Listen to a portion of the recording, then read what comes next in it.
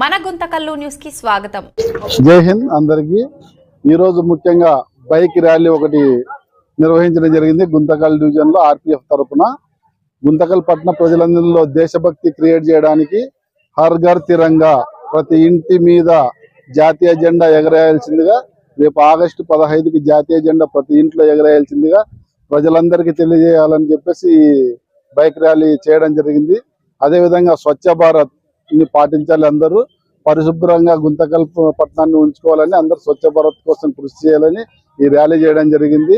79వ స్వతంత్ర దినోత్సవం సందర్భంగా ఈ ర్యాలీ చేయడం జరిగింది.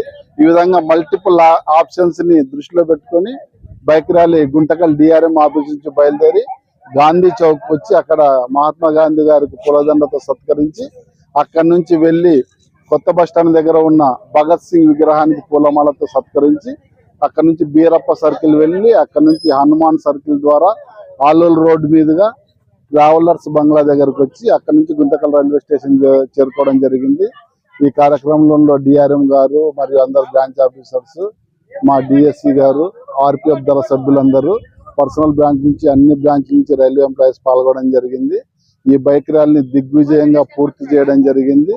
ఈ సందర్భంగా ఒకటే స్లోగన్, ప్రజలందరికీ దేశభక్తి కలిగి ఉండాలి, దేశ భద్రత కోసం కృషి చేయాలి, స్వచ్ఛ భారత్ కోసం కృషి చేయాలి, అందరూ హర్ ఘర్ తిరంగా అని చెప్పేసి ప్రతి ఇంటి మీద భారతీయ జెండాని రేపు ఆగస్టు 15 సందర్భంగా అందరు ఎగరేయాలని కోరుకుంటున్నాను. జై హింద్.